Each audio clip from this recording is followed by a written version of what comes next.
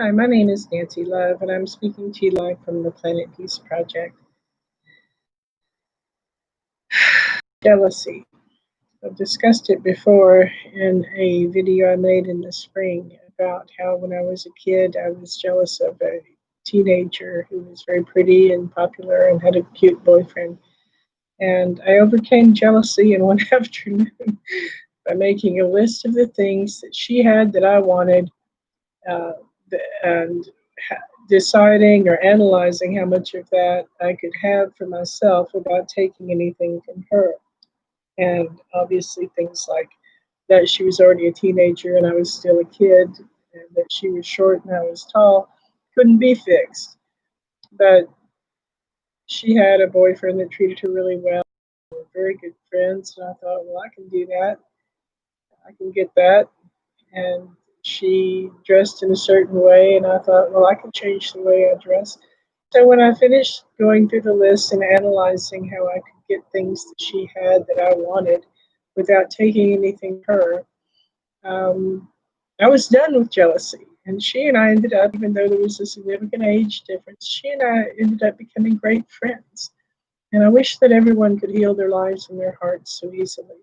Wish that everyone could do something like that and find a way or make a way to get beyond one of the worst sources of bitterness, one of the most horrible thieves ever that you will encounter, and that is jealousy, either in someone else or in your own heart and mind. Jealousy is a thief. And incidentally, this is the cat pin that I've worn every day since my cats and I were separated, and I will find them and I will bring them home. Um, Jealousy, when applied thoroughly to relationships, kills them. There is no possibility of a real healing romantic or other type of relationship, a friendship, a familiar relationship. It doesn't happen with jealousy included. You've got to delete jealousy from your program. And yeah, your brain is sort of a computer, so just hit that delete button and get it on out of here. I know someone who is so jealous that she has become dangerous to me personally. This person apparently grew up in a very machismo culture and was a small female and was trained to be insecure, trained that she wasn't that smart, wasn't that pretty, wasn't that much of anything, and she calls herself small.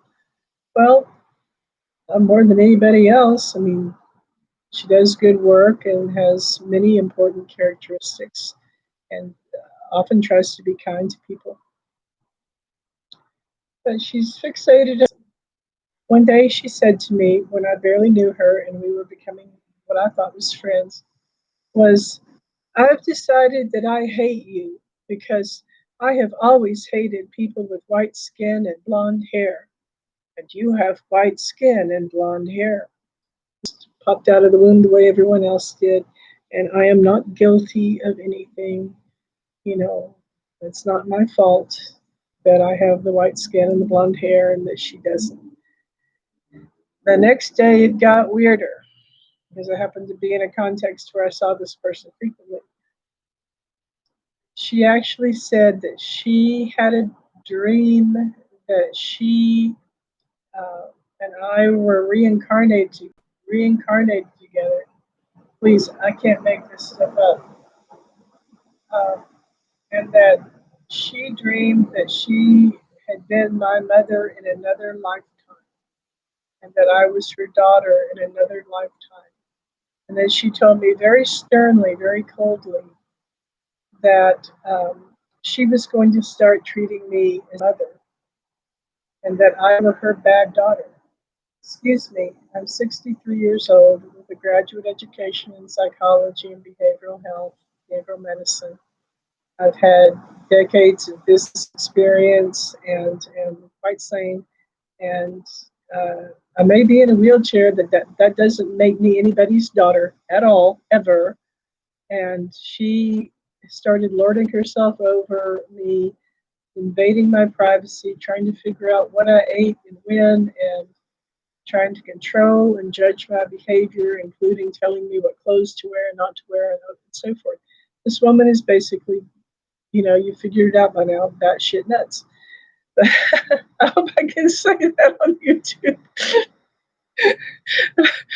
Yes, psychologists and behavioral medical specialists do say things like that. We even had a term, psycho B word from hell, to describe someone with 5 or more behavioral health issues like organic brain syndromes and personality disorders.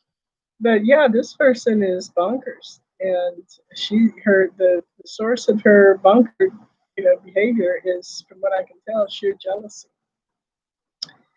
and it makes her criminal. She has stolen things from me, and she has done other things to my possessions which could cause her to end up in prison. So I talked to the police about her, and I still may file criminal charges against her, but it's a shame, because if this person could access her own maturity and enlightenment and wisdom, and could pray enough and meditate enough to get to her own self, to her own beauty and her own kindness, then she would not be so jealous, and she would not act in such a fashion that her behavior towards someone she's jealous of could end her up, cause her to end up in jail.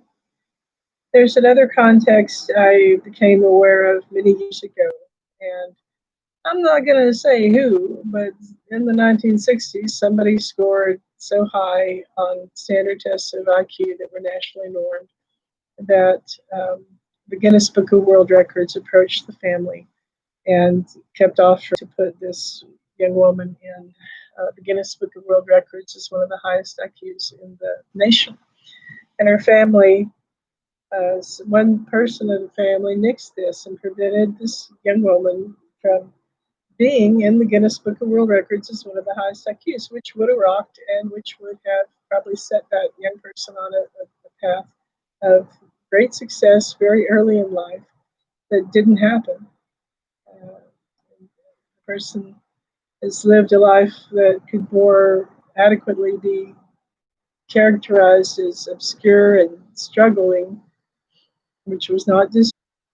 And when it all came out years later, when the person who refused to allow the person with the extremely high IQ to be in the Guinness Book of World Records and get some little bitty tiny bit of fame there for 15 minutes while still in elementary school, it came about that the person said that she didn't want her other daughters to be jealous.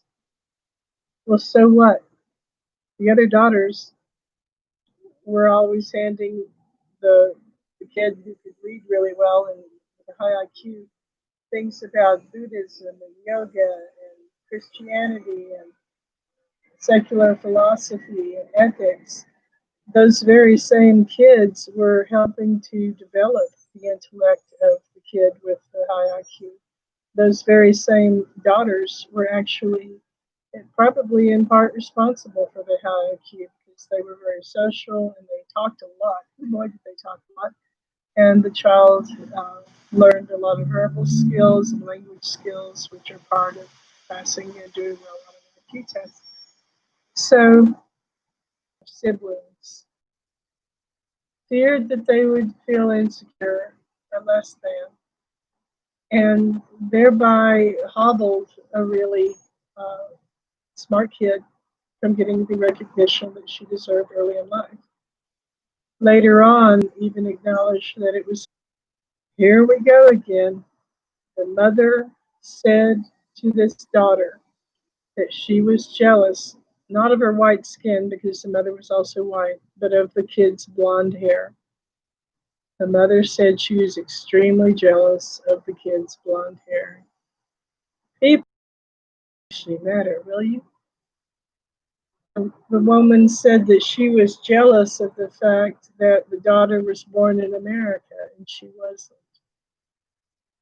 The the mother was responsible for the fact that the kid was born in America. She made it across the pond, otherwise known as the Atlantic Ocean, in America instead of Europe. Get over it. If you're the reason something good happened to somebody, then take credit for it. Don't be jealous of it. The person also was admitted that she was jealous because she was short and had a fairly, shall we say, hourglass figure. And this particular daughter was very tall and very slender and had what they call a fashion model figure, which may be, like athletic or slender or whatever. Well, here again, it wasn't the daughter's fault. And over and over and over for decades, I mean literally decades, long after the daughter grew up and moved away, the jealousy of that mother haunted her and affected her, and the jealousy of that mother cost her opportunities from friendships, relationships, even job opportunities. And it's a shame because the mother is obsessed with the daughter. The mother is obsessed with her own jealousy, and that has been a thief of time. It has been a thief of mine. It has been something that stole the mother's own sanity and stole the daughter's productivity and achievements. And it could have been fixed if that person, the mentally ill person, had just reconciled that there are certain things she could have and certain things she couldn't have, and that she needed to let someone go. Obsessive compulsive behavior is often marked by extreme jealousy, and jealousy is a thief. It is a horrifying thief. Into her life, who was much younger and inappropriate for a relationship on a lot of levels, but he would not accept that, and he kept doing things like stealing her identity and stealing possessions and lying to her about extremely important business matters. And he even physically assaulted this woman to where she can't stand up or walk anymore. And it was all because he was jealous of things she had that he couldn't or that he didn't. Things like an education and a deep spirituality. So jealousy stole this person's ability to walk. And that is a shame that is about to move me to tears. So we think here of a number of examples, and you could probably come up with about 50 examples of your own where you saw different contexts in which someone's jealousy stole something from the person they were jealous of. But what is also true, and what may help some people who are prone to jealousy to do some self-examination, is that jealousy steals from you if you've got it. Jealousy is stealing your intellectual focus. It's stealing your normal, healthy cognitive functioning. Jealousy is, here again, akin to obsessive compulsive disorder and part of it. It's it's a symptom of it. And we find that when functional magnetic resonance images are done of people with OCD, obsessive compulsive disorder, the same part of their brain keeps firing repeatedly. Whereas with a normal functional magnetic resonance image, with the brain that's functioning normally, what we see is what we call the locus of attention. And the locus of attention looks physically on an fMRI like a point of light. It's interesting, isn't it, that the I that is you, the individual consciousness, actually can be seen, and your identity, what you think of as your cognitive self, looks like a point of light moving around in your brain, and it moves to a variety of areas of the brain fairly routinely and more or less in an equal amount. So a normal brain looks like it has a point of light that's moving around in various ways, and that's the way a normal brain works. lo and behold, when we look at the functional magnetic resonance image of an obsessive compulsive brain, what we see is that locus of attention, the strongest point of what it is electromagnetic firing, neurological firing. We see it triggering over and over only one part of the brain. And we believe that that is the obsessive control, obsessive compulsive disorder, that particular part of the brain. The brain is supposed to work like lightning, you know, lightning that travels in linear ways, like Tesla rays. The brain is not supposed to look like ball lightning, but ironically, the brain researchers that see these things report them say that it's like ball lightning. It's like static, just boom, boom, boom, boom, static electricity instead of electricity that's flowing in a normal fashion like Tesla rays. So jealousy steals normal cognitive functioning from the people who entertain it within themselves. It is literally a mental illness. It's part of a much broader spectrum of cognitive dysfunction called the OCD. It's stealing from you if you have it, and it's stealing your ability to have normal relationships with others that you're jealous of. So here again, make that list. If you have an issue with jealousy, make a list, make it as long as you need to, but analyze very carefully. Use your cognitive functioning for what it's meant for, and analyze why it is you're jealous of this person. How much of what they have you can have also, without stealing or taking anything from them. And move forward in peace. Move forward in sanity. But please don't let jealousy be a thief of time. And please don't let your jealousy be a thief of mine. One last thing before I let you go. There was a time when I could walk and I was much healthier and I was in much better shape, and my hair, hung halfway down my back in long golden undulating curls. And I was a top music industry photographer in Austin, Texas, which was a rocking good time. And I was also developing as a professional writer. I was starting to write for magazines. For a very brief time, I had a little magazine of my own, and I was locally famous. I was a big fish in a very small pond. But somebody said, "Oh, you shouldn't, dress like that and be so smart and talk so well and write so beautifully and do these great photographs." I said, "What are that? It's what I'm here to do, obviously, doing stuff I'm good at." And he said, "Because you're inviting envy. When you walk into a nightclub or you walk into a business that you're doing business with people in there, people turn around and just the sight of you invites envy." Excuse me. Every single one of us invites envy just by showing up capable of something. We are not responsible for inviting envy. That is a silly phrase and a foolish term. And I told him, "Well, go tell that to somebody like Candice Bergen or Cindy Crawford or some great model, Jill Ireland or some famous, beautiful person. Don't, I'm just some music industry photographer struggling to get by. Don't blame if other people envy me, because there are bigger, more beautiful, more famous, more wealthy women that they're welcome to envy anytime they want to turn their attention toward, envying somebody with a whole heck of a lot more than I have.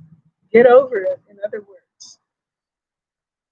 I always thought these Planet Peace videos, particularly the ones that deal with the microeducation, the micropeace program, the behavioral medical issues that I might have some insight on and help people with, would be better produced and a lot more formal and maybe more stately and elegant. But here they are, and they're what they are, and I hope that what I have to say to people helps them in some way.